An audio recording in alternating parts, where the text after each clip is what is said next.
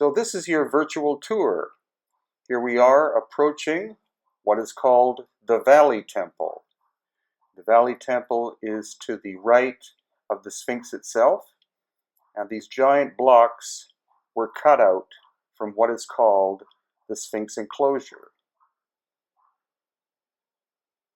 Now what you can clearly see here are there are massive granite blocks which were placed in front of a core of bigger limestone blocks.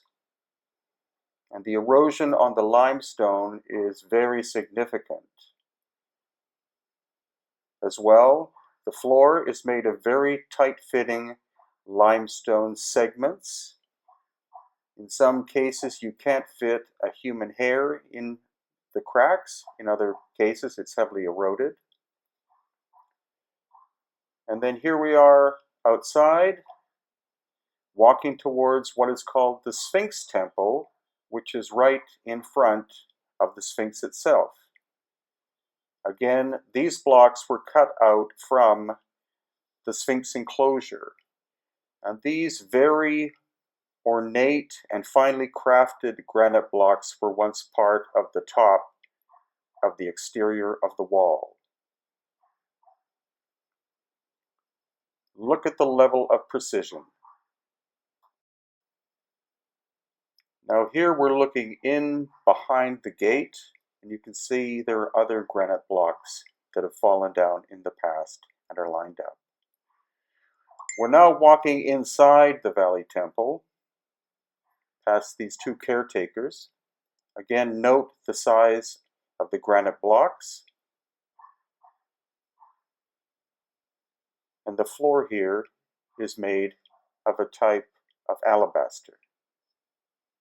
We're looking down into what was a shaft. And now we're about to walk inside of the Valley Temple. Note the size of these huge granite pillars and the strange weathering patterns that are on them. Looks very much like water. But there hasn't been water in this area for a very long time.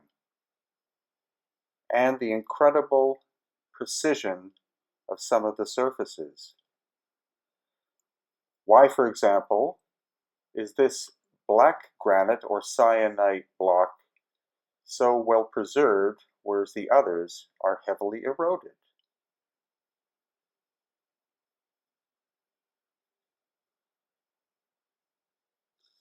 Alone, more or less, in the Valley Temple on the Giza Plateau. And clearly what you're looking at is an incredibly ancient structure.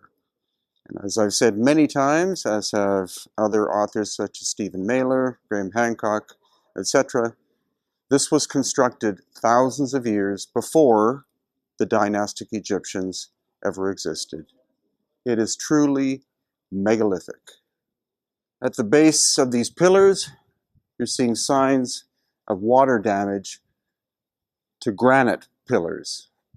And it hasn't rained significantly in the Giza Plateau area for at least 10,000 years. That will also explain the weathering on the Sphinx.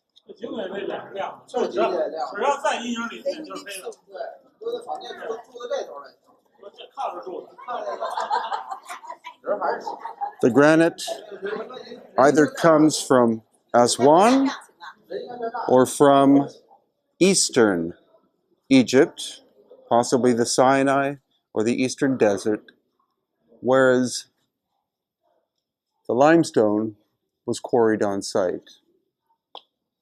Of course, you're looking at huge slabs of stone that could not have been either cut, nor moved, nor likely put into place during the time of the Bronze Age dynastic Egyptians. So we have to presume, including the weathering, that we're looking at a much, much older structure. Now look at the erosion on these surfaces.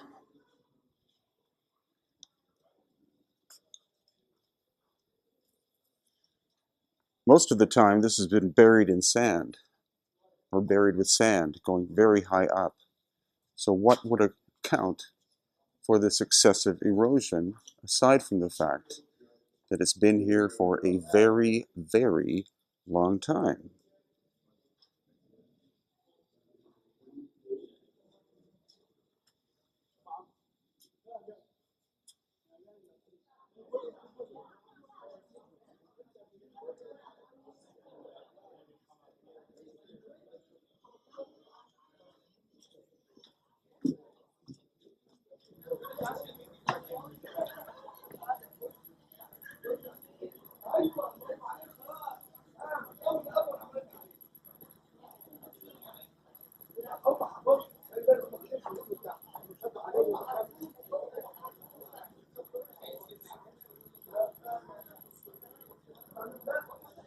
Belgium, yes? Peru, From is Belgium? Peru, Peru. South America. South America, yes. Yes. Note the vertical erosion. According to Robert Schoch and many other geologists, including our own Susan Moore, this could only have been achieved by huge amounts of precipitation. And again, it hasn't rained here in the Giza Plateau area for at least 10,000 years.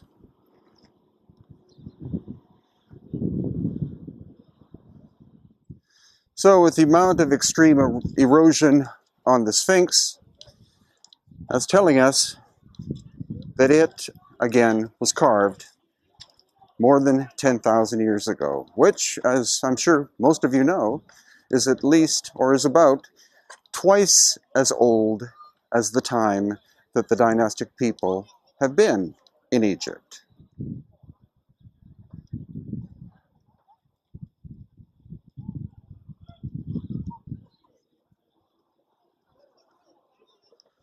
The massive blocks of the Sphinx Temple and Valley Temple in front of me, which originally were one structure, they were hewn out of this area here.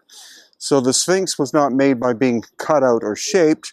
Mega ton blocks, or megalithic blocks, were cut out and moved in front in order to create that shape. And again, you're not talking about something that was likely possible, or let's just admit it, not possible, during the time of the dynastic Egyptians. So when they arrived here 5,000 to 6,000 years ago, they found the Sphinx in place, and they found these three pyramids and some others in the area called the Land of Osiris, or Bu Wizard, already there. And that's why they're so heavily eroded.